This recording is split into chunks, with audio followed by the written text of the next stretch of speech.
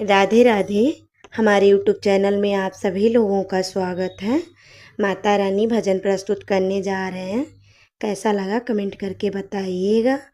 लाइक share subscribe पूरा video देखिएगा। अपना सपोर्ट बनाए रखिएगा। ज़्यादा से ज़्यादा शेयर करिएगा। आंचल से मंदिर बाहरी आईनी, बाहरी आईनी, देवी मैया के दर्शन पा गईनी। आंचल से मंदिर बाहरी आईनी, बाहरी आईनी, देवी मैया के दर्शन पा गईनी। मैया के माथे टीका बिराज, टीका बिराजे हो, टीका बिराज। माथे पे बिंदिया लगाई आईली, लगाई आईली, देवी मैया के दर्शन पा गईली।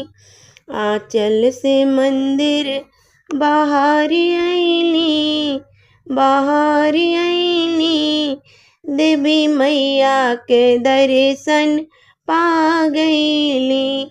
मैया को पाँव में पाँव शोभे, मैया के पाँव में पाँव शोभे।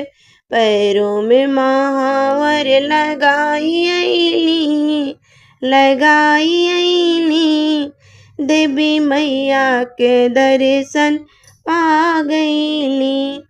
आंचल से मंदिर बाहरी आईली, बाहरी आईनी, देवी मैया के दर्शन पा गईली।